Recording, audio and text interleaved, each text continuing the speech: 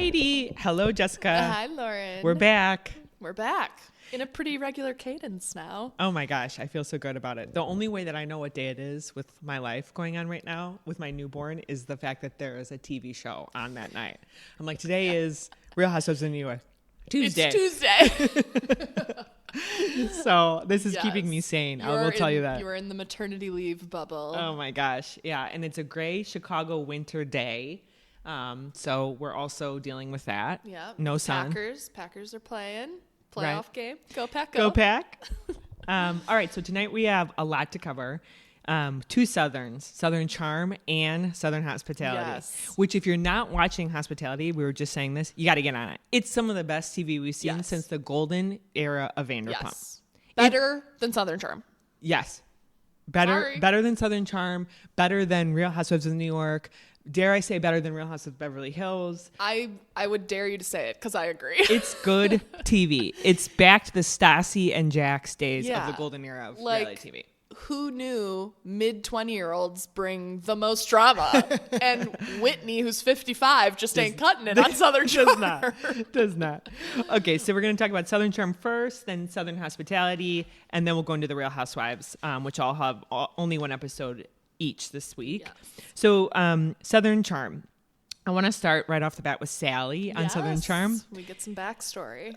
So the internet was all ablaze with her because she tells us that she was a robot operator and makes $400,000. Yep. Okay, so Jessica, I have a lot to say to you on this. First of all, Sally's confessional, she looks great. Yes. That brown hair, and I say it brown, like brown plus blonde. Oh, okay, I'm going to go to my hairdresser and be like, I want that color. You're going to show she us looks phenomenal. Yes. Okay, so she's a robot operator. She makes $400K. The internet was ablaze because she made it seem like she was a doctor. Yeah, people were claiming she was like saying she was a surgeon. Yes. Now, I have a lot to say on this because I have many family and friends, which will remain unnamed, who are in healthcare and some who are sales reps within healthcare. Yep. All of them, including my father, who was in healthcare, view themselves as doctors. So my dad, I was having a conversation with him earlier this week, and he was giving me medical advice. Yes. So I do not fault her at all that she has got it a little bit twisted in her head that she is a doctor. I do think, though, not clarifying that is a little bit annoying. Do we think she really makes $400K? I think that she's a sales rep, which is what the internet was ablaze on. So her company gives those robot operators out to surgeons. Yeah. She's there in the room to troubleshoot what goes on, to help them maneuver it, to tell them a button to push if they need to push a button. And then she probably gets sales commish, and she probably included her benefits in that to some extent. Or I was wondering if she's including like social media shit she's doing. Yeah, exactly. I was like, $400K from this medical sales position? Damn, I need to switch industries if that's truly how much. I think it's total in. I think if she sells one of those robot operators, I think she makes good coin on that. Have we ever had... I feel like no one's that open about just, bam, here's my salary. I know, right? It was refreshing. But also, I think it almost made people go, what? I know. Yeah. Because $400K is like, you're doing better than... a lot of people. She did say she owns that house. Yeah. Jessica, she's a sales rep. Expensive. She's a sales rep. If she sells robot operators, she could make she could make $400K. To add to, how I was talking about, like, she's always been in the mix. She was on The Bachelor. Then she was on Southern Hospitality. The fact she worked in Leva's bar and made $400K. Yeah. You can't tell me she wasn't a plant. Like, right. Did she really need that $15 an hour as a VIP hostess? Jessica, and this is what I was telling you last time, is like, she's not on Southern Hospitality, but I thought she was going to be working the door, so I thought we would at least see her. Yeah. But clearly no. So you're totally right. She was manufactured last season. We saw Taylor on Southern Hospitality because she's friends with TJ. Right. Yeah. But we did not see Sally. I got really confused Sally. when it was Taylor in his like kitchen. I was like, wait, am I done watching Southern Charm? I was like so confused. Oh, Taylor. I think Taylor would do better on Southern Hospitality. Taylor has no role in Southern Charm this other season. Than guest on, which... hopefully that brings the drama. Yeah. Okay, so on this episode, we start with Sally. We move to Craig, Austin, and Shep, and they're actually having lunch. Now, this is, I think, interesting to watch this season now that we know Paige and Craig have broken up, because this is the lunch where he's saying he's going to freeze his sperm. It's like... just go, what? It's painful to watch. Freezing sperm is not a thing. Yeah, really unnecessary when you got 80-year-old men still having children. Like, it's sure for like fertility drops off, I guess, but like way more drastically for women. So I just think Craig wants to feel like he's making progress, and this is his way to like keep reminding Paige, like, I want kids. And she was like, you what? Yeah. I mean, they flashed to her, and she was like, this is kind of a joke. Yeah. And then he's saying it aloud to his friends. If this was a girl saying, I'm going to freeze my eggs, all the other women of America would be yelling at the screen like, get away from this relationship, because there's no commitment. There's no commitment. Yeah. Yeah. And the fact that it's gender roles are flipped, I feel like, and we all love Paige. So I was going to say, can please no one get it twisted? We love Paige. Yeah, she's iconic, but she's not committing to anything on this relationship. Okay. We love her, and she doesn't want to settle down with Craig. But doesn't to the point, Jessica, that I think you could kind of read the breakup coming. Yeah. I always said they were not endgame in my mind. She is way too hesitant. I think if you start off that hesitant in a relationship, it is very hard to come back around. Okay, so and I'm just going to jump to this. In the second episode that came out, she was saying how she helped Craig like figure out what flowers to plant and that he should be washing his dishes. I feel like she fully turned him in. This is my theory. Fully turned him in to the guy that he is today. Yeah. Like worked hard to like get his style right, get the hair right, get his actions appropriate, like made him mature, get his house decorated, made recommendations on his house. And I think that's hard work. And I don't think you look at that person at the end of the day and go, yeah, damn, I really want to have sex with you. It's like, I made you. Now you're ready for the next woman. But I'm like more shocked she put in that much effort and then is willing to go, my job here is done. I have shaped you for someone else perfectly. I think she's just blown up so much that she needs a high power. I think she's going to go celebrity after this. Ooh. I do not think she'll stay in the Bravo world. Celeb athlete, maybe. Yes. Basketball player, they were at did you see Hannah and Paige were at the Knicks game? Yep. I think Craig's going to stay within the Bravo sphere. I could see him dating Sally. Oh, God. She's way too young. Yeah, but I mean, those Southern women are. Yeah.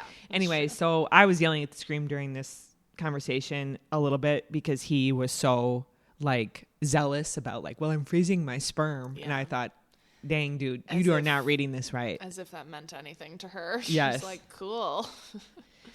Anyway, so then we jump to Patricia and Whitney. So Patricia's storyline. Wait, Whitney yet again had a drink in his hand in the middle of the day. Whenever you said he's always drinking, he has that little glass.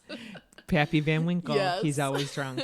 Can we talk about Patricia's storyline seems to be that she is dying this season and that she's leaving her assets and she talks about her leaving Whitney behind and what that will be. And I'm like, this cannot be your storyline, Patricia. I refuse to watch this. She's selling her house to him, like talking about the maintenance that needs to happen in the house if she were to go. But Jessica, it has. Okay, fine, maybe not for your storyline, but in life that has to happen. I don't want to ever like think about Patricia what passing. Did she say was 83? Oh yeah, I looked it up because I don't want to think about Patricia passing. I don't want that to be the storyline, and Whitney like inheriting all this. I'm like, I just want to be blissfully unaware. I don't want to think. Every time I look at her, it's easy to forget with that smooth ass skin. Oh my God, she looks amazing. I know, but like, there's a fine line between looking good, but then it's absolutely shocking when you hear their age. Like, there's that borderline of someone being like, oh, I'm 60. And you're like, oh my God, like, thought you were low 50s. But to like see the skin of a 40-year-old on an 80-year-old is a little... It throws me off. Well, she did say her dermatologist was her best friend and dentist. I thought two good things. Yep. And I just want to jump to, she has her 83rd birthday. Must have been her 83rd, right? Yeah, that dinner party.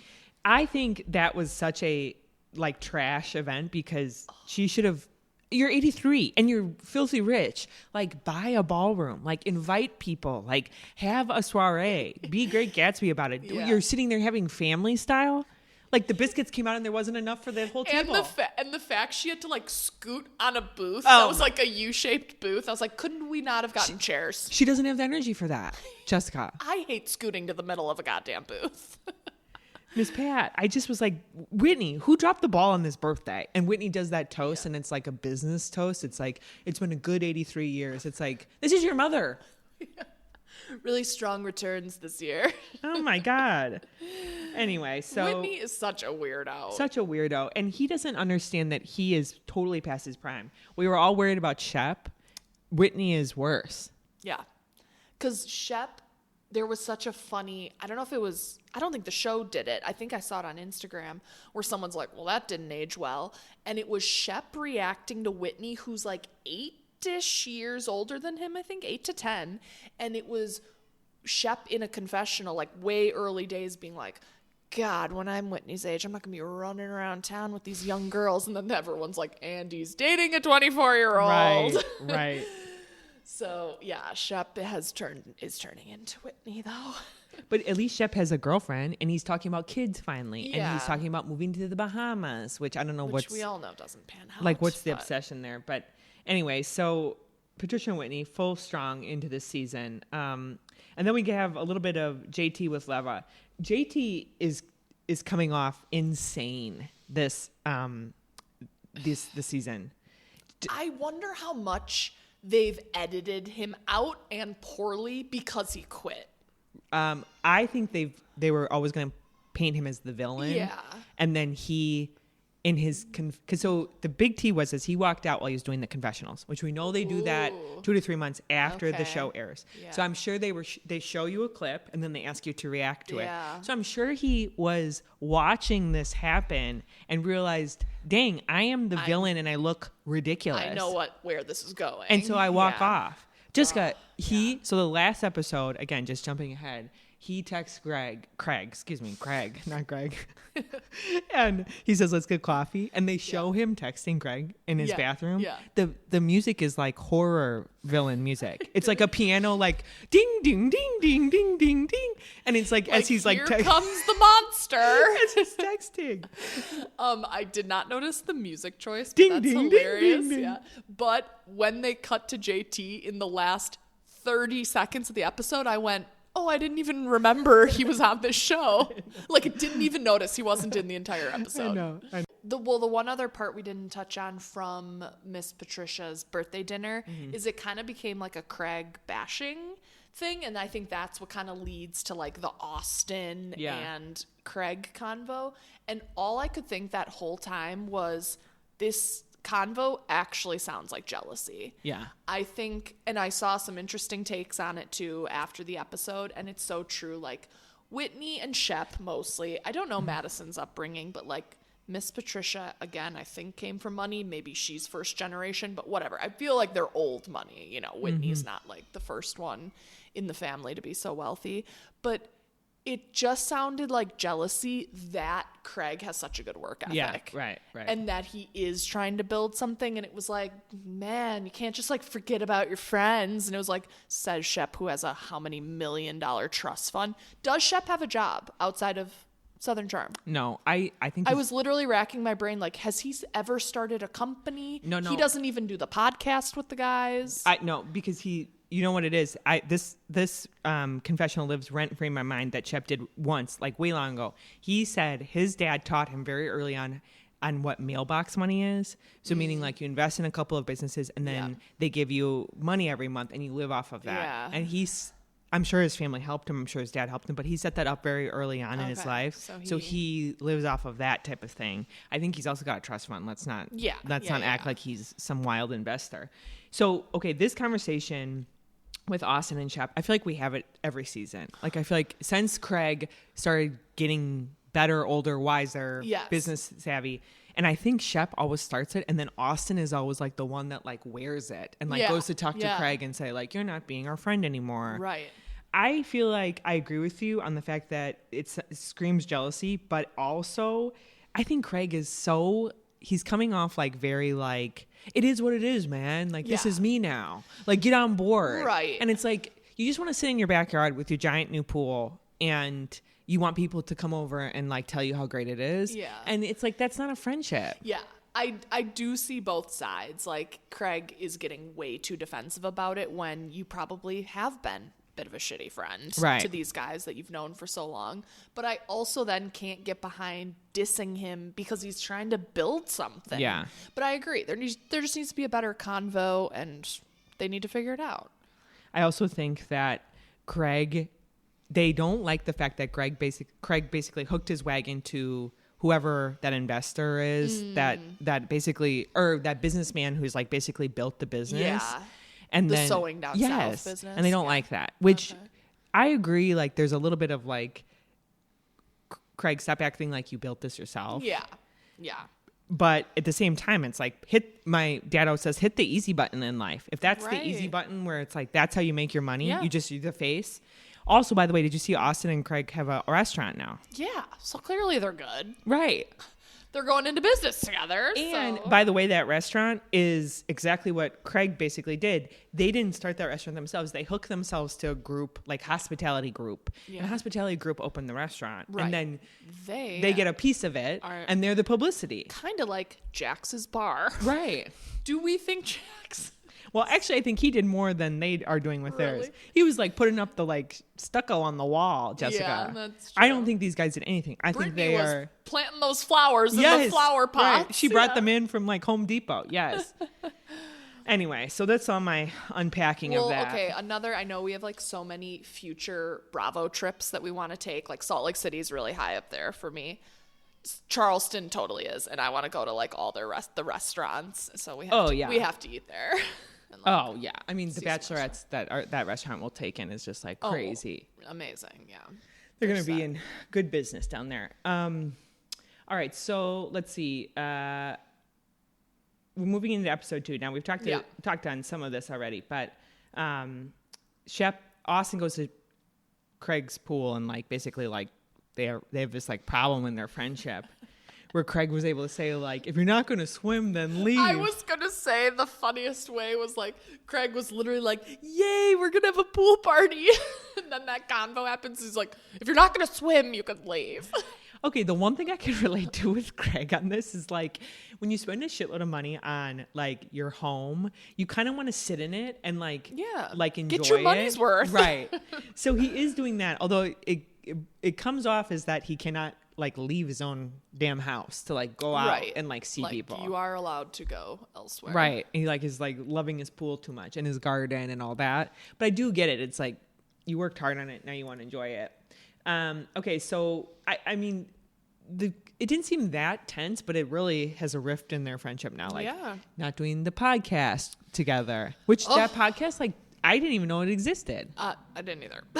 Or that they did a few live shows. I was like, okay, Giggly Squad. I know. I was kind of like, should we be going to that? Yeah. It's called Pillows and Beer. Yeah, because Pillow Talk and Beer. Because Craig is pillows and then Austin's beer. Yeah, you got it. You figured it out. Anyway, I mean, but no, I was like, what the biggest betrayal? Craig did the podcast solo. I'm like, what did he talk about? Like, what is their podcast about? I should have listened to it before we got here today, but.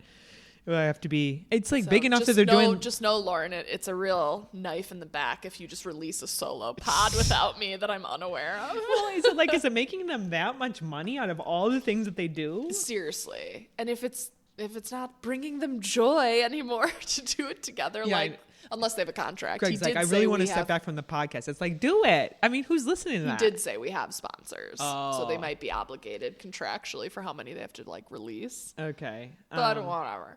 But we also get, I mean, the opening scene, and you said it first, and now I can't unsee it. Taylor is never filming with the group. Yeah, right. The only Taylor scene we got was her with her mom on her birthday lunch. Right. We were supposed to get her party, and then she canceled it. I do feel like the mom kind of caused that. A little bit. But I was like getting a little teary. I agree, clearly Taylor is still really upset about her brother's I know, but I feel like and... it was like, I think the mom meant well, but it was just, could have been done on a different day, maybe. Yeah. Could have emotions had that, are already high on your 30th birthday. Like needed to just have her be able to kind of go into like the day and autopilot and the mom, just be happy. I think, dug up, I think, a few feelings there. I mean, maybe she was already having them and the mom just put the cherry on top, but that's how that conversation read to me. So then Craig has the party at his place. Woohoo! He It's Juice's pool. First of all, the nickname Chicken that he has for Paige, I hate it, Jessica. I hate it too. It's like, stop trying to make chicken happen. I don't think she even likes it. Nah, she calls him Chicken too. Really? Yeah, they call each other Chicken. I think it's gross. Cringy. I don't know where it started from. Okay, I'm not one to talk, and we're not sharing my nicknames, but we have cringy nicknames too, but we use them at the privacy of our own home. That's true. Well, Vince gets a little overeager and uses them out and about, but I don't occasionally usually. when we're drunk, like it will like slip out. Yeah. But yeah, I don't like actively call my husband by his cutesy nickname, like, you know, in front of everyone. Well, now that you say that though, to be fair, yes, they are being filmed. But we see it when they're FaceTiming each other, and they were alone when they were saying it. Sure. So let's give them the benefit of the doubt. I don't think they were yelling it at each other during the party. Chicken, we need more rosé. I would be like, ew. So anyway, everybody comes over to Craig's backyard. And first of all, Vanita, with the voice, Jessica, I was like, this is so annoying. Like get your voice together. It like pains me to listen to when someone talks.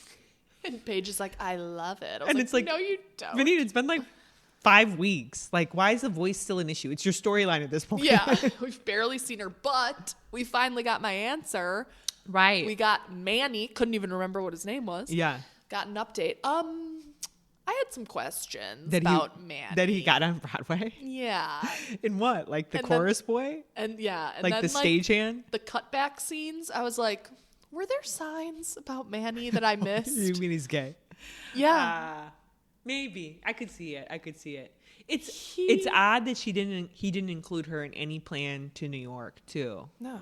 Because that could be his way to say. He is like the furthest type of guy I would ever picture Vanita with. Yeah.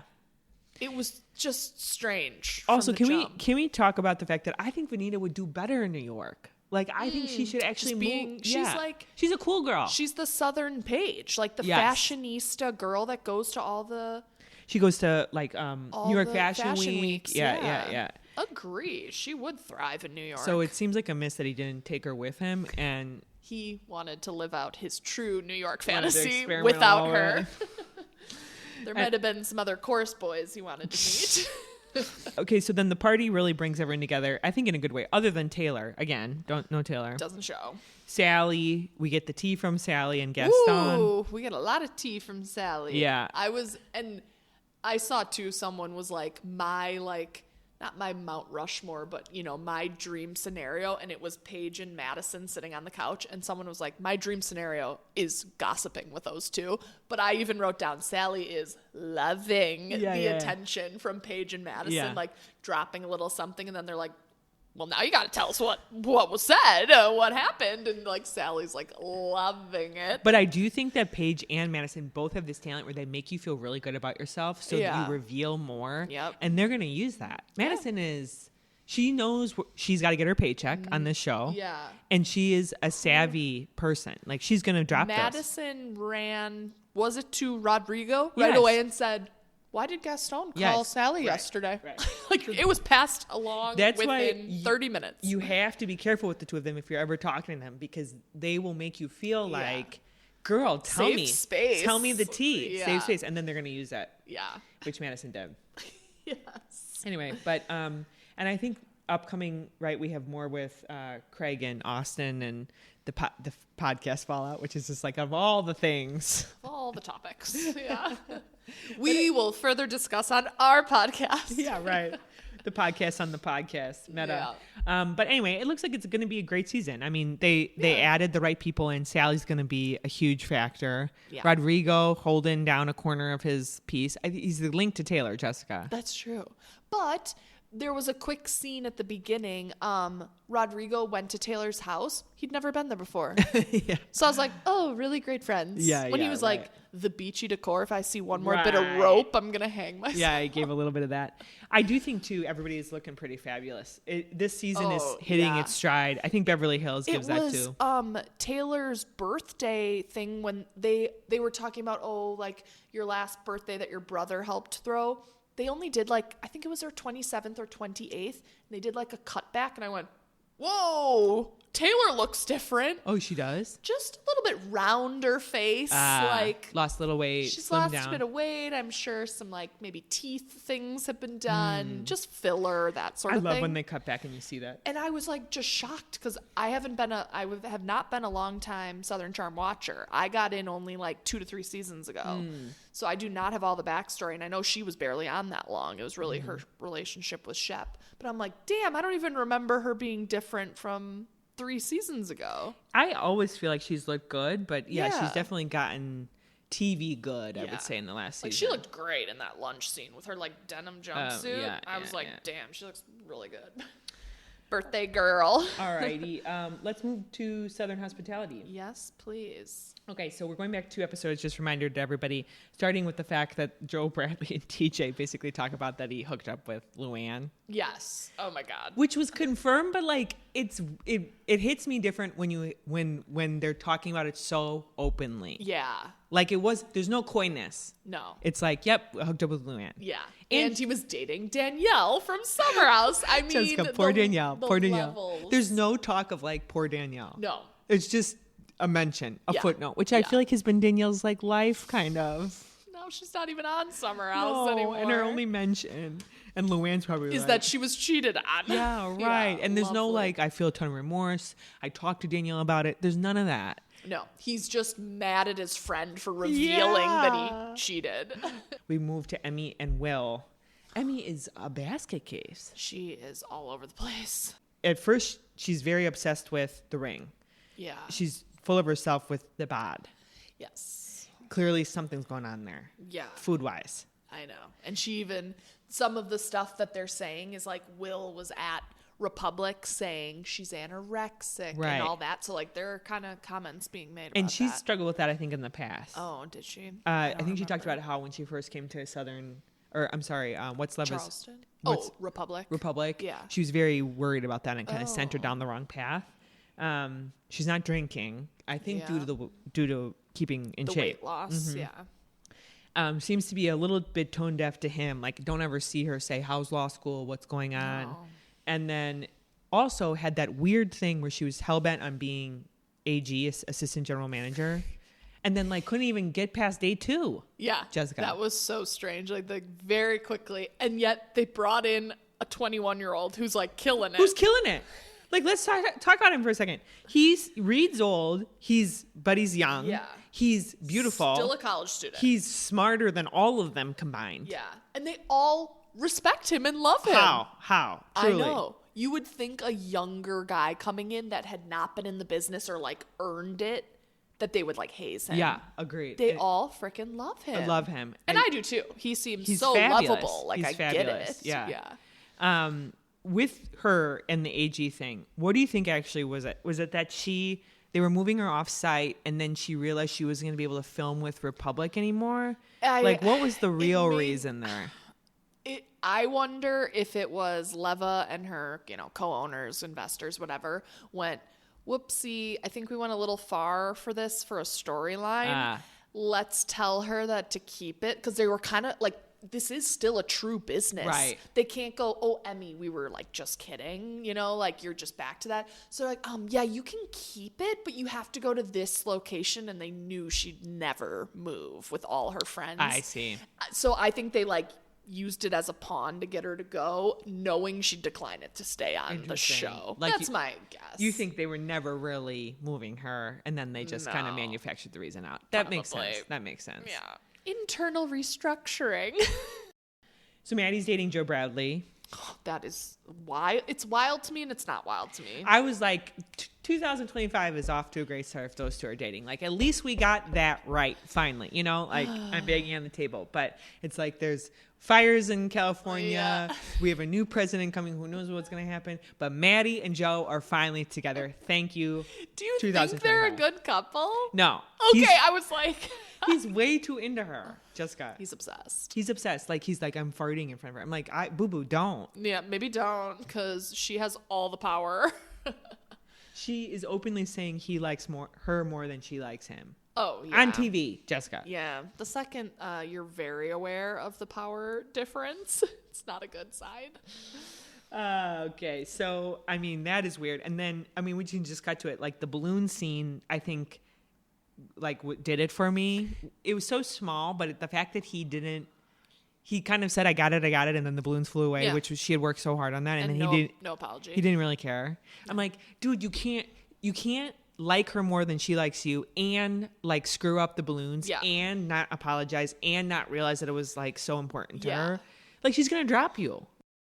I do feel bad for her, by the way, because they're kind of saying Joe is a cheater. And it's like second relationship of Maddie's that like she's getting called out with like dating a cheater. Poor girl. I can only hope, like if there's any hope for Joe Bradley to not cheat, it's that he is with his dream girl. Which it is. It seems like it. If he cheats on her, we can say he is never changing. No. He is obsessed with her. So to ruin it, then he is he already is the problem because he's the cheater, but you know what I mean? Like there is no changing. But here's the thing. I don't think he really liked Danielle. I think they were more in a situationship. It was by convenience, you know, and it was long distance. Let's not act like that was going to work. I don't think they were in a serious 2.5 year we're gonna get married relationship. Not that that's what you need, but Danielle's also a lot older than him. Like that relationship did not seem real to me at all. So Danielle wasn't old enough. The fact that he went for Luann. Speaking of cheater, Will and Emmy. Oh my God. Here's the second time that there's a rumor now going around. He's gotta be. Someone said that he brought a different girl to his law school prom. Well, I think we're seeing future. Oh, I think it was in the series like I'm preview. Confusing things. Yeah. But that's to come. Right. But there's clearly already mentions of him coming in drunk and talking shitty about his own girlfriend at her place of work. Right. Like he sucks. Right. Well, I don't get why he just doesn't break up with her. Like you have a natural thing that happened where you are now long distance with it. Yes. Yeah. You're not so intertwined. And he doesn't work at Republic. Right. Like just I agree. Call it. Right. And she's clearly, I mean, let's just get to it, unhinged. That the conversation with the dresses and the credits I'm like, oh my God, we got it. First of all, I think she fully is doing that. The credits? Yeah. I mean, I think a lot of us would. Let's just say it. I think I've maybe told you before. I've been sus of certain things. Yes, I thought of that too. This gave me my little red flag went up when that girl's like, she's bragging about how much credit she gets at the store, and we've never bought dresses from that store But the dresses look good. They do. I think they look better than what they've had. I mean, they all are banging bodies. Yeah, so right. It's very Vanderpump where they're putting a bit of silk on their bodies and you're like, oh damn, they look great. So do you think that's why she lost her damn mind? I'm sorry. Yes, anyone who's being accused of something they didn't do, you're going to get upset to some degree. But I think when like the reaction is that overblown, I think it's because you're guilty. Yep, I agree. I think it's either that or you took 2 blue pills when you're supposed to take a red and a blue when you woke up in the morning and she didn't eat lunch or breakfast. Right. And she had that shot at the... and she's drinking Red Bull. Yes, exactly. On her shift and she's like all over the place. Because nobody reacts. That was unhinged. Yeah. I think everybody can know that. Yeah. Very manic, you know? Yeah. And then Will does nothing to help. Will is outside drinking his drink and texting probably a girl from law school. I just think he needs to... He's broken up with her in his mind. He needs to get through this. No, I agree. She's beautiful, by the way. Yes. And she seems like a good person and all of that. But something is happening to her this season that is obsessed with the ring, blinders on with him. It's making her a little unstable. Right. And not eating. Yeah. I think is the combination. Thank God she's not drinking. Can you imagine if she was drinking with how she's acting? Yeah, she would be. How erratic she's being, and she is sober. She'd be crazy. Also, okay, so this just speaks to this show, so we're ending on this, I think. We didn't talk about TJ and Michaels at all. Oh, yeah. But I think that, forgot. More to come on that, right? Like, with those two. I will say, TJ, like, you just got like basically dismissed by a 21-year-old after you like thought you had the upper hand. Yes. A little embarrassing. Very embarrassing. Didn't read that right. Yeah, that was such a role reversal. I was like, oh, the 21-year-old's being very mature and saying, but I also thought it was a little bit of an exaggeration. Also, as I'm like, you're 21, and he's like, he kissed me. I think we needed to have a conversation. I was like, there were a lot of conversations I didn't have with people I've kissed. After you kissed. I didn't need to spell out my intentions. I feel like that's a Gen Z thing, right? To like be like that mature about it. Yeah. I'm like, oh, I would have ghosted him. It's like a kiss means something to me. Yeah. Anyway, good show. Oh my God, watch it if people got to get aren't. On it. It's everything you want in reality TV. You don't have to go back, but this is only season 3. Yeah. So wait, right? 3. Yeah. It's not 2. Yeah. And Jessica, can I just say, this gives me hope for Bravo, because you would think these kids would be too in their own feelings about like who is followers, Instagram, whatever. They're not. They're living life. Yeah. I love it. Oh my God. We still have dumb 20-year-olds out there that we can film. Right. Who get too drunk and say weird shit on camera and like all of it. And like, cheat and think they won't get caught when they're on TV. And we just eat it up. I wonder what Maddie's pedicab ex-boyfriend's up to. Are we going to see him just cycling by in some scenes? Like, he probably still lives in Charleston. Right. Trevor. Wow, you pulled that out. I know, right? I can't remember a lot these days, but I can remember that for some reason. All right, let's move to Real Housewives. Let's hit on NYC first and just get it over with. I know. That's how I feel. I don't even have a lot for this. So all of these Real Housewives, by the way, for those that are really keeping track of us, it's only one episode. So just this last week. These were all just a week ago. So NYC, they're in Puerto Rico, day 2. Yes. Sai, Aaron, Brynn basically have a huge conversation at the pool where they talk tea about Jessel. Little shit talking. I'm like, did you forget that the cameras were there, or? Oh, well, as if Brynn cares. Right. Brynn is literally stirring the pot. I know, but listen, so on Brynn, I feel like she's the Tamara of the season. There was one thing that she said when she is pushing Uba to like engage at dinner.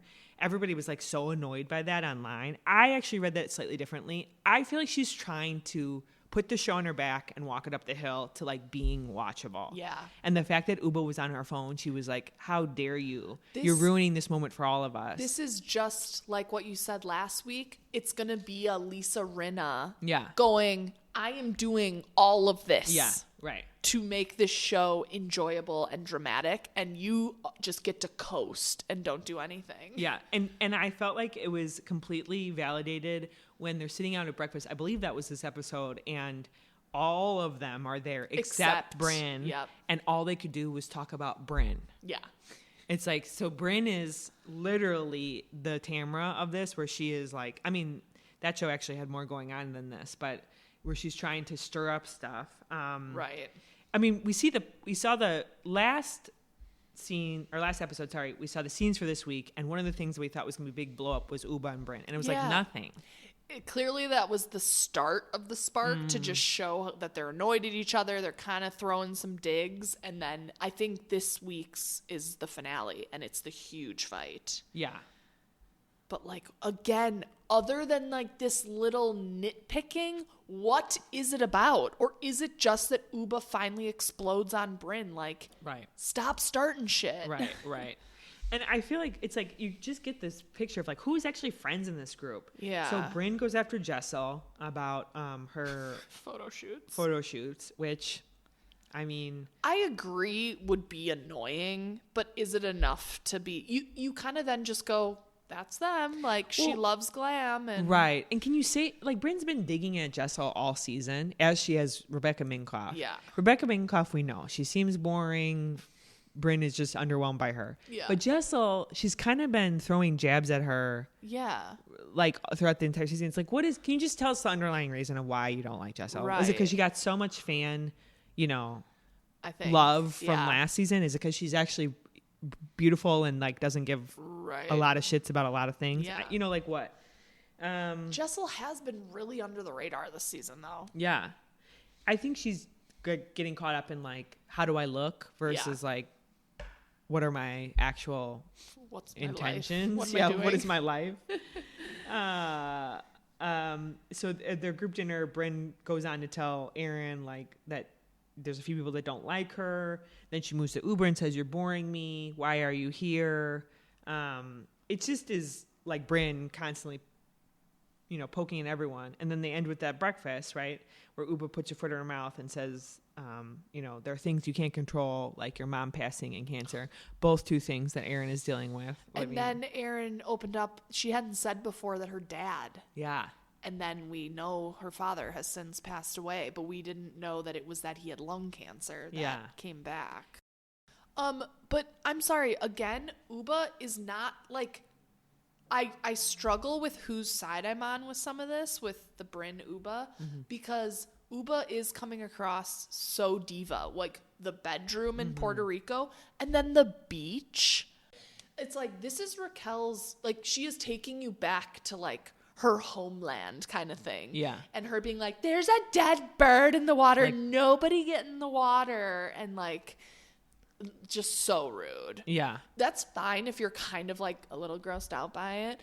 Sit down in your beach chair and just shut up. Right. Don't go in the water. If other people want to go swimming, let them go. Yeah. Like, but she is just coming across so diva, and I don't like it. Well, and she talks a little bit about how she helped Brynn through, like, it sounds like a personal crisis. And she was there for Brynn, and now it's clear, like, she's done. It's like Dorit Kyle, where Dorit is done. Yeah. And RHOBH is done with Brynn, and, like, she just gets mad at everything.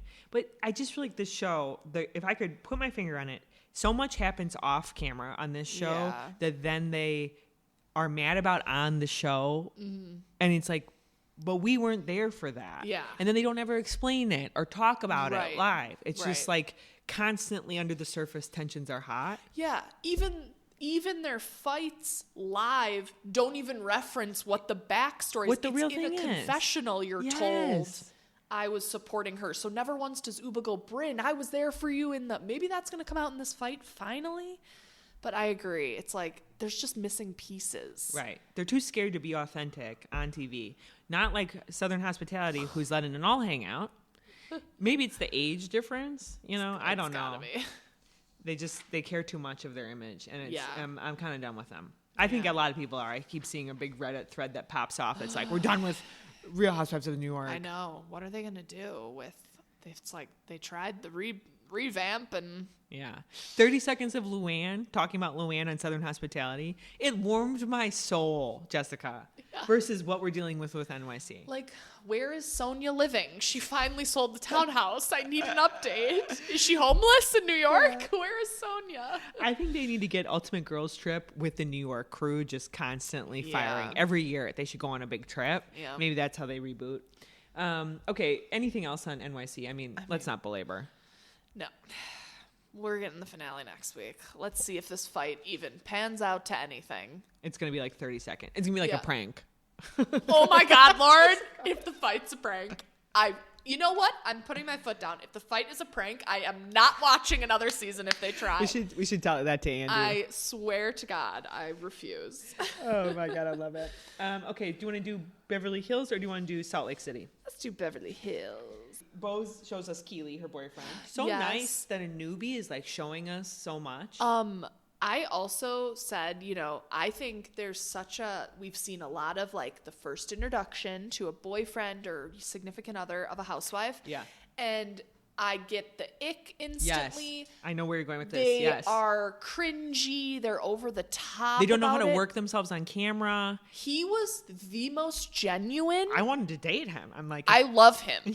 I hope I'm not going to eat my words, but I was like, that was the best introduction. Yes. I agree, Jess. I genuinely was like, wow, they really like each other. He wasn't being over the top about it, but oh my God, I love him. Yes. So I hope we see more. I mean, I love Bose. I'm like into it with her. There's a few other parts that we'll talk about that I'm like, she is reading this, like she summarizes it exactly where I'm like, that's exactly what's happening. Totally agree. And I love it. Yeah. Thank you for putting words to what I'm like. Remember Bethany used to do this too? And you used to be so pleased by Bethany. Like she would finally get all the crazies together of OGs, Real Housewives of New York. And you'd be like, thank you, Bethany, for finally putting like the point on this. But Bethany was a little too emotional. So sometimes it would get too mad. But Bose is doing that too. It feels so validating as a viewer when somebody can capture it all and summarize it in a way that's like everyone's like, yes. But let's see how Bose handles it, because right now she's a peripheral player. Right. She's summarizing other people's fights. No one's come for her yet, so let's see how they're all still in kiss-ass mode. She hasn't been battle tested yet. I think it's Bose and Dorit. They have a lunch at Dorit's house, and Dorit talks about the therapy that they were in. Yep. The problem with Dorit that I'm seeing is it seems like Dorit thinks she can go back to PK. It seems like he is pushing for the divorce and is kind of done with her. And I'm like like sobered up and realized like you suck. So he sobered up and was like, I don't like you. Like I needed the alcohol to endure you. Which is so backwards.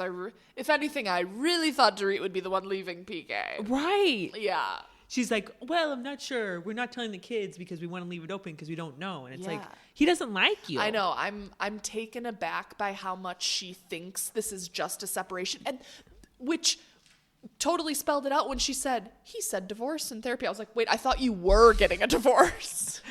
I didn't know there was a difference and like the separation was not actually leading to a divorce in her mind. Yeah, right. And clearly I think, Jessica, remind me if I ever get divorced that you get divorced too so that we could have a Mauricio and PK moment. Like they're living life together. I think that's making it better for both of them. Yeah. To have like a single friend who's going through the same thing. So then we go to Garcelle's storyline, her beach house. Yep. Which with all these fires, I just heard Beau's lost her house. Yep, saw that. I'm like watching to see. I don't understand the geography of LA at all. So I'm like, how close is Beau's to the other women? Is Kyle Richards about to lose her house? Like, I don't know. Oh, I saw people asking about Garcelle's beach house in a different part. Okay. Really away from the fires. Okay. Not where they are. Totally fine. Because that's what they were saying. Like, could you imagine if that thing burned down after this, having such heart and soul put into it?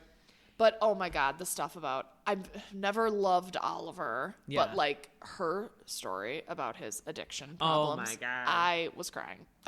I was like really moved about it. And I mean, that's the type of thing where I wish she would explain it more, but it sounded like she basically made a call at one point in her life that she had to basically had to be tough love. Yeah. Which I don't know if I could do that. I don't either. That's what made me like go really like emotional about it. Like, could I ever do it? It's weird that Garcelle and Kyle never bond with that more because of Kim Richards. You know what I mean? Right. And Garcelle kind of said it. She's like, Kyle and I always stay very surface level. They could actually be the Bose and Dorit together if they actually talked about some of that stuff. The real stuff in their lives. So we have been calling Garcelle out for not having a good storyline, but Erica, her storyline seems to be that she's redecorating her house. I know. And I was like, I had heard of that guy before. Now I'm blanking on his name, but he's kind of popped up on stuff. And I went, oh, he wants a Bravo show. Why on earth is he literally does like huge celebrity homes and he's coming to this little like casita and is like, well, we could put a mirror over there. We can do your cabana. Like, he's like, what's the budget here? The Viper Room. That's our last kind of big piece here. Yeah. Kesha randomly shows up. Yeah, who's now Kyle's friend. Kesha's really tall. I did not realize how tall she was. That is so funny. Vince was like in the room as I was watching, and he's like, whoa, I didn't know Kesha was such a giant. And I was like, she's next to Kyle Richards, who's 5'3". Okay, but Jessica, I'm gonna look this up while we talk because it seemed more height than normal. I'm gonna guess she's 5'9". Yeah, she's 5'9". Oh, see, that's just how tall you look next to a 5'2" person. But she'd be taller than me. She'd be taller than you. I'm 5'9". Oh, you are? Yes, I don't wear heels though. I'm sure Kesha had 4-inch heels on. Right, too. But so did Kyle. Kyle does not go anywhere in flats. So Kyle finally mentions Morgan, says Kesha and Morgan did a song together. Which is like, you can say her name. Wait, I need to listen to that song. I missed that part. Kesha, yeah, I don't know what it is. We've never heard of it, but okay, so then we kind of get into the Viper Room. Sutton goes up, or I think says in her confessional she thinks Dorit is saying things to Bose to make Bose not like her, and it's like, no, boo-boo, no, you're just saying the wrong thing. Lauren, you're literally like reading off what I wrote. I said, nope, you're doing that on your own. Which just goes to this like the Sutton of it all. I mean, I actually like Sutton a lot, but I don't. I think she's stink face. She's cute. She's good TV. Yeah. Because, and this was the part I was like, wow, Bose, thank you. Summarizing exactly. She went, Sutton is either Delulu or actually very mean. And I was like, that is so true. And I'm still not sure. I think it's Delulu. You think she's just rich delusional? Yeah. Mm-hmm. Okay. A little too drunk. A little too much vodka grapefruit juice going on.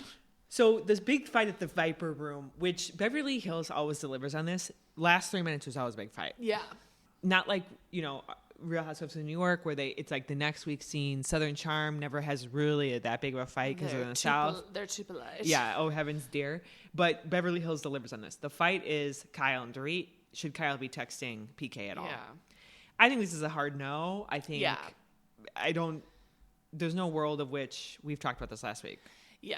I was a little unsure initially because as Kyle elaborated, it is memes and stuff. Mm-hmm. But where the point is that you were Dorit's friend. Yeah. And Dorit should never not know that you're in communication with her soon to be ex-husband. So people are kind of suggesting that like Kyle needs to go after this season. I'm like, she still has good TV. Yeah.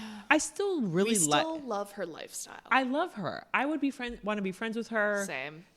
She just reads fun, and like her and Mo were a dream couple. Like to be friends with Kyle Richards 3 years ago. Yeah, right. Sorry. I don't know if I want to get up at 6 a.m. and work out with her, but I would have loved to go to her white party when she was drinking. Yeah, Splits Kyle. That's the one we want to be friends with. I want Splits whipping the hair around Yes, ponytail Kyle. Whipping. Yes, Splits Kyle. I will say the only thing on the after show that stuck out was that Dorit says that she actually didn't care that much that Kyle was texting with PK, but then Kyle's reaction like lit her on fire because it felt like it should have been an easy like, okay, I'll stop. Yeah. And no problem. Yeah. And instead it was like, I'm done. Yeah. Erica was on Watch What Happens Live. And she is so plays the fence, but she is friends with Dorit and Kyle. Yeah. But Erica was very much like, the question was if the roles were reversed, and Erica's like, Kyle would go off the handle if Dorit was texting Mo. Yeah. So that's where Erica's like, that's where I have the problem because I know you would hate it. So don't act like it's not a big deal when you're doing it to a friend. Erica's going to get trapped, though. I mean, she's two in the middle. Yeah. She's not doing enough for either person. And they're cutting back, and she's in the mix. Right. The other funny thing that I wanted to say to you was that at the after show, Garcelle revealed that when they were at the Viper Room, there was a drag kind of piece to it that they didn't show, but apparently a drag queen got up on stage and said like, and we'd like to thank the Real Housewives of Beverly Hills for being here. And he like gestured to their table, and it was right when Dorit and Kyle were like lunging at each other. And Garcelle said it was like so embarrassing because everyone like in the room looked, and they're like going, and people were like holding them back. That's hilarious. She's like, it didn't look good for us. Yeah, like you couldn't have paid for better timing. Or worse timing, whichever way you want to look at it. Okay, so Real Housewives of Salt Lake City, our last and final. Okay, so they're still in, where are they again? Puerto Vallarta. Which, can we just talk about the fact that this is day 3 of this? Is it? Oh my God. They are exhausting. Like, usually you have a week vacation, Jessica, and you get 3 episodes off that week. Right. There's an episode a day. Bam, bam, bam. Yeah. Production's like, must be like, we are running around here. And next week's is still Puerto Vallarta. I mean, it's just crazy. Yeah. Okay, so let's talk about Bronwyn. So she starts and goes immediately to Lisa and tells Lisa what was said. What is wrong with her? I know. This is, people are saying, oh my God, Heather was right. Everyone that was, and I'm one of them. I was so like, love Bronwyn. Great addition. She's a truth teller, blah, blah. There is a fine line between willing to have like the snarky talk behind someone's back convo and then like the immediate guilt and going and repeating everything to the person to make yourself look good. Yeah. But you have completely thrown the others under the bus. Yeah. And that is their whole point. Whitney, who else is there? Whitney, Angie, and Heather are all like, we don't even get to defend ourselves because you just so quickly like had to unburden yourself to Lisa. Yeah, right. And we look like the assholes now. Something clicked to me. I don't think she understands what she's doing because she does this, Jessica. She's done this like 4 times this season. Yeah. from what I remember, remember Brittany talking about how Angie was a slut. Yeah, and then right away did it. Bronwyn, I don't think, was even on good terms with Angie, and she walked up to her and said that. Yeah. I think there's something going on with her that because she grew up and there were so many people that kind of weren't pleased about her pregnancy, that she just wants to have everyone's she wants to be on everyone's good side or something. So she's like a tattletale. Yeah. She wants it all out there where it doesn't always need to be out there. I mean, I guess for the purpose of the show, it's great TV because now Lisa's pissed about a convo that she would have had no idea about. But it's done so blatantly obvious, where other shows it's someone kind of drops it in a convo. She's literally going, Lisa, I must tell you about a convo I had 10 minutes ago. Right. It's too weird. It's that's why I think she doesn't, something is not clicking in her brain that she is you don't even think she's doing anything wrong. Yeah. So, I don't know. Something's going on there, but it's a great Sprinter fan fight. Oh my God. I mean, it makes great TV. You're totally right. So she says at one point to Lisa, Lisa, you and I were not in a good spot getting off the boat, which is why I had that convo. And it's when have you been in a good spot with Lisa this season? On this entire trip or season. Yeah. Other than when they were filming the first episode together. Yeah, that was about it. But we get Brittany recording. Oh my gosh. Yeah. So let me talk about Meredith for one second before we get into that. God. Meredith is driving me nuts because it seems like she's 2 steps behind everyone on this. And she was defending Brittany at that bar mitzvah. Yes. Bat mitzvah. And then now she's had a completely change of heart. And it's where have you been? We all knew this about Brittany. Yeah, Meredith has been sleeping.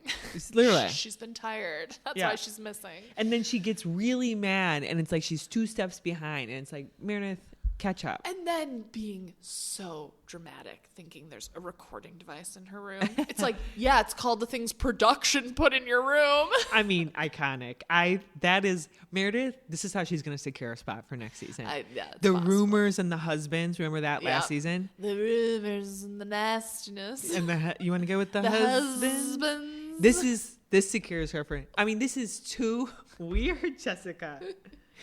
She's so boring, though. She has these moments where you're whoa, Meredith clocked in today, and then you're and she's gone. But she clocked in the Sprinter van. She was saying iconic Veins one-liners. Were popping. You were vile. Yeah. I think she threw in a "you can leave." Yes. That was her old line. You can leave. So Brittany and this recording, I mean, she doubles down on the fact that she was not recording them. She for sure was. In the after show. And then...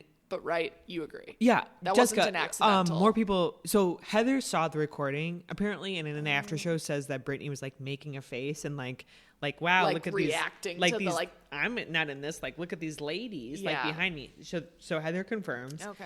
Bronwyn says that at one point throughout the trip elsewhere, Brittany seemed to be in the golf cart and kind of holding up her phone, recording her.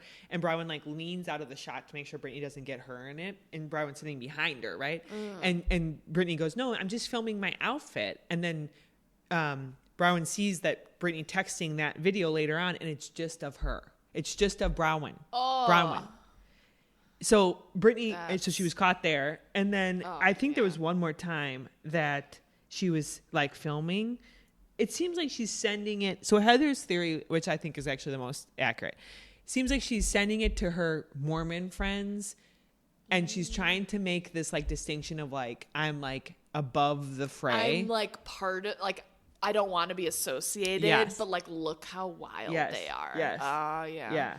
Because we've had this now where it's she acts like she doesn't drink and she's sipping wine, and then the Jared of it all where she announces that she and him are doing it. Oh my God, that was so funny. I thought Mary's reaction was so funny during that because she was we know. She's we know, not relevant to what we're accusing you of filming. I could watch Angie and Mary. Oh yeah. Kind of all day long. Jessica, she's singing on all of her Instagrams. Have you seen that? Well, I've seen clips. I do not follow her. I will not give her the satisfaction of another follower.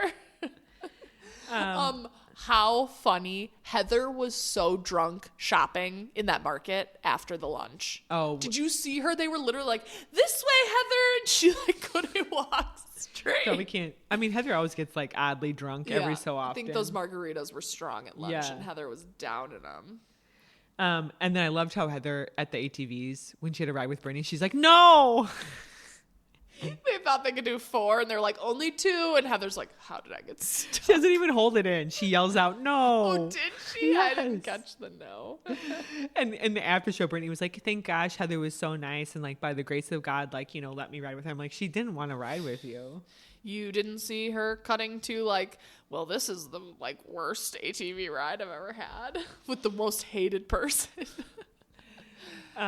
So, and then we go to basically them trying to find the recording device and then testing if the recording device existed. Classic that Meredith then goes in and has a yelling thing, like not at Lisa, but really passionate discussion, and they all hear it word for word from the hallway. Were they in the hallway or were they in Brittany's room? They were I think they were right outside her door. And they were like, well, we can all hear you. Yeah. So yeah, Brittany could hear you. Yeah. That was the like, chef's kiss with the producing. Yeah, I love when they make this TV up. This is how good this show is. Meredith, like Brittany is like part of the CIA and like planted some devices in your room. Yep, that's what's happening. And Mary says, why would anyone bug Meredith? Meredith is like it would so put me weird. To sleep. That's weird what and Mary boring. said. Yeah. So the reunion just filmed, I think, this past week, like real time. And the only kind of like gossip tea I heard, everyone went to dinner after except Bronwyn. Ooh. Yeah. And that's a tough spot because she's clearly going to get asked back for the next season. So she is a definite. It would only did Brittany go to dinner? Allegedly. They said everyone. Come on. Yeah. Oh, and I saw such a funny thing. They were like, Monica has been mentioned more times than Maylee. Oh my God. Everyone's like, can we do a like life check on Maylee? Like literally non-existent. Yeah. And yet she got to shoot like a intro photo in a purple dress. Yeah, she was in the promo materials. Yeah. And she's just edited out. Clearly not going to be at the reunion. No. She hasn't been at anything to discuss. I would be like, what are we even going to talk about at the reunion with Maylee? Like, right.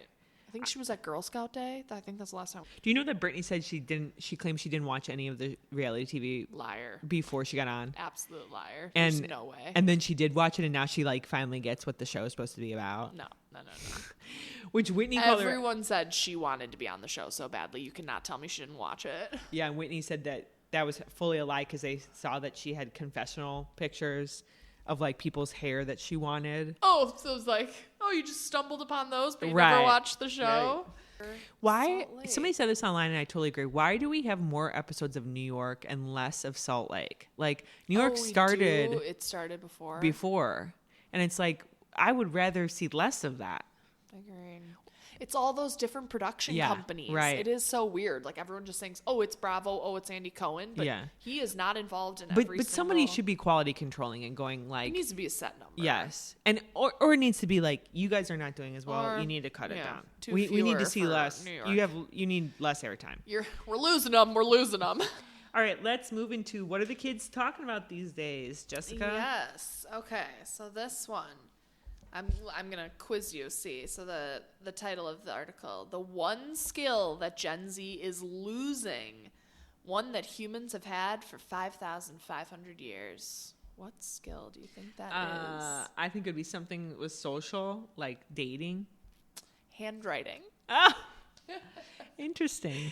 So it's saying that, those born in the late 1990s, early 2010s that make up Gen Z appear to be losing proficiency in handwriting. Oh, gosh. A skill that was once integral to personal expression and communication. And, I mean, it makes sense. Like, everyone texts, types, like the physical act of handwriting. Is it cursive or is it just literally handwriting? Okay, that's what I could not... I read... Of course, this whole article, they never specify that it's cursive. I think they're literally talking about pen to paper and just writing things down. And it's just saying like, okay, you're kind of like, haha, like they still know how to, for the most part, spell. But I will say, I do think my spelling has greatly declined with autocorrect. Yeah. You're kind of like, close enough, and it fixes it, and you don't really look back and go, oh, it is the C, then the I, then, you know, like, you're like, oh, it fixed it, and I look at it and go, that's right, and I just keep it moving. So I could see if I was brought up on autocorrect, my spelling would be bad. Deplorable. But it is, like, there are just other, it's just saying, like, the erosion, it affects more than just people physically being able to read or write, but it is, have you heard, and I remember when I was like still a student, a big way to like remember things and learn it is to write it down. That's why they say like writing your note cards, that is all helping your brain process. So it's like they're losing out on like that reflective piece because to just whip off a text to someone is so different than like sitting down and writing someone a note. But Jessica, what about all the journaling that they do? Do they? I bet they type it. I bet it's on their iPad. Maybe it's their TikTok It's diary. a digital, Interesting. Okay, conspiracy theories. Yes. It's ripe. We're ripe with them. All right, ripe for the picking. I think conspiracy theories, I mean, Craig says this on Southern Charm, they are becoming a little more mainstream. Yes. I would say. I think so. And I think news stories are now reporting on what are the conspiracy theories going on. Yeah. So. What does that tell you? That we're just like in the mix. Yeah, you're just like so ahead of the curve. All right, so first one, fog over different parts of the U.S. Have you seen this on social media?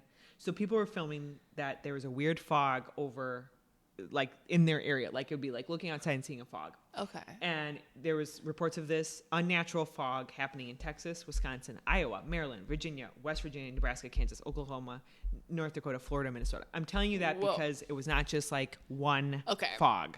Yeah. I'm telling you, a lot of people saw this fog.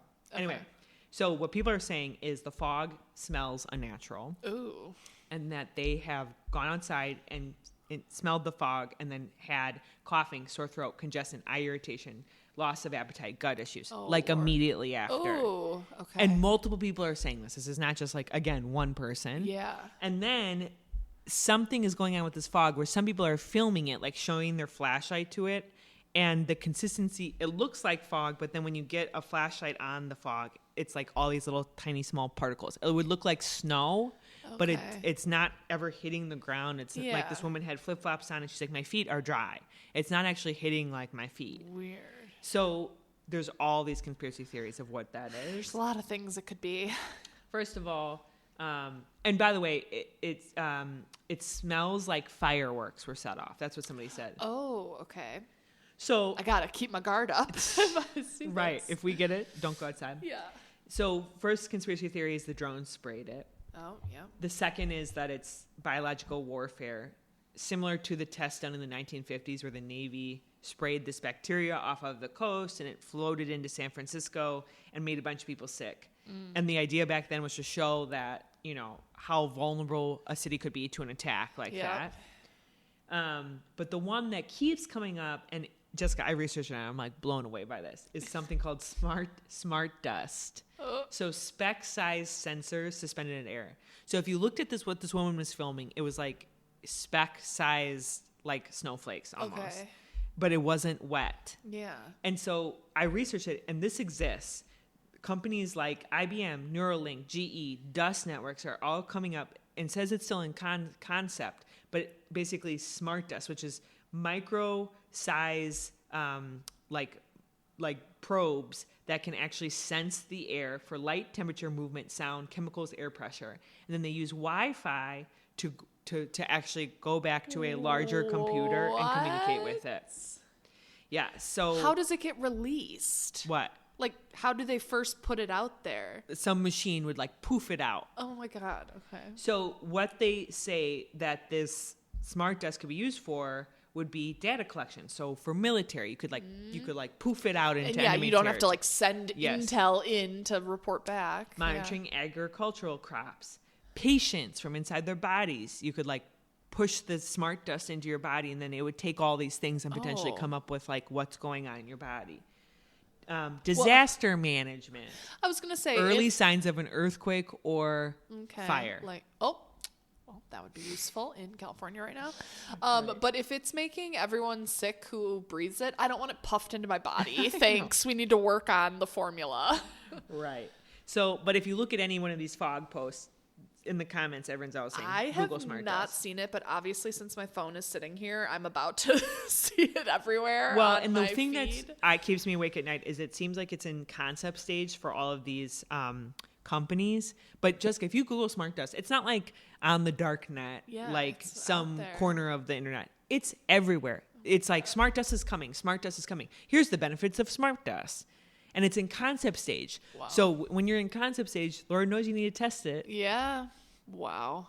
Anyway, so that's the fog that's going on. Ooh, scary. Now, the second conspiracy theory is the fires in LA. I mean, you have to touch on this. Yeah. There's 5 fires in total going on. 2 are big ones. Yeah, okay. And then 3 are smaller ones. Yeah. And everyone is saying, how? How did we get to this point where there's 5 fires and they're really unable to contain it? So the first conspiracy theory around this is that an arsonist is setting these off. It's not climate change, which is what a lot of people want to suggest. And there was a homeless man actually, and he seemed to be walking through a neighborhood with someone was like propane torch. Arrested, And I watched a video, and this man ran up and said, he's lighting fires, call 911. The second conspiracy theory is the fires are basically on this map of where LA is planning to put a high-speed rail. So if you match the map of the fire versus the high-speed rail, it's kind of close. Oh my God! Let's just clear the path. Right. So I researched that it's not where the fires exactly are. It's where the red flag zones are, which is basically them saying like, here's where there's going to be potential problems, and I mean, the fires are huge. The map is, big. Yeah. It's kind of like you squint. That could be coincidental. But I looked at the map. I thought it was pretty damn close, to be honest. Yeah. But that's what experts are saying. They're like, this is close, not exact. And the last one is DWE, which is a directed energy weapon. DO ray is what people call it. So the DO ray came up when the Maui fires were going on. Oh, yeah. And you know how nothing blue burned in Maui, which was like this odd, you would take a picture of the Maui landscape of all the aftermath and like anything blue oddly like didn't burn, which people chalked up to the fact that this DO ray was used and like some reason can't go through blue. Yes. Paint your house blue. So the DO ray directed energy weapon is a new kind of thing that's happening in, military, which is like it's a laser that basically can be shot down from a satellite to disrupt drones, to disrupt like things, and it's a lot obviously more targeted. There's less casualty, right? But it's being tested by a lot of militaries. Kind of are using this DO ray, so they think it was the DO ray that was used. I saw one video of one person who was filming kind of the hillside. And there was this blue light that like happened the night before the fire started. Like it would have looked like it was lightning, but it was a little more blue. And then they obviously were the ones that said that was the DO ray. And like the next day the fire started. So there's a conspiracy going on that. There's also conspiracy theory around State Farm. They stopped their fire coverage on 69% of the Palisades area. But when? Last year. Oh. Right before. Really recent. But I researched that one, and they stopped that because the city of California stopped brush removal, or they stopped doing a couple things that would mitigate fires if they happen. Yeah. So again, it's like the conspiracy theorists connect dots where it's maybe like State Farm was like, no, we're not going to sit here and cover California. If you're stopping the key pieces that would prevent forest fires from happening, we're not going to keep covering these people. Yeah. So, but why is LA not doing that? I don't know. All you hear about is forest management. Right. Is a huge reason these can just take off. So why are we not doing it? Right. Well, it seems like there's a lot that they were kind of caught flat-footed on, like the pumps for the fire hydrants. Yeah. Yeah. There just been a huge cut to the LA Fire Department budget. All righty. Well, good to talk to you, Jess. We have, it's an iconic moment in Bravo universe. Yes. So many can't wait to see. Firing. These reunions better be fire. That's all I have to say. There's a lot to cover off on. A lot of accountability, I would say, that needs to be had. Yeah. Oh, and we got the news. We didn't even touch on it. Again, there's so much happening. Potomac filmed the reunion. Karen Huger did not show up. Now, I heard she was in treatment. Yes. Okay. Heard that as well. And my initial thought was, okay. And then someone else pointed out the timeline of it all. Her DUI happened in March of 24. She then filmed that entire season saying the truth will come out, took no accountability. How convenient that she goes to treatment to miss the reunion. Okay, but I think what's happening, Jessica, is she's about to get sentenced. Yeah. So she's doing it for sympathy from the judge. Like, I am trying to work on myself. Because she thought she was going to win this trial. Yeah. And I am so mad. Like, she is not going to be accountable at this reunion. Yeah. I wanted Andy to like skewer her. Well, they're going to talk about it, and it might actually be better for all of them pretend to have her not there, because Bravo needs to say a little bit about this, and someone needs to come out and say this was horrible. She needs to own up for what she does. Yeah. You know what I mean? There's no chance. It's been a little too light. Next season. Shannon Bedore, same thing. DUI. It's like we've kind of missed the mark that you can't get behind a wheel and drink. Yeah. Anyway, we'll see. Jessica, as always, good to talk to you. Bye. Bye.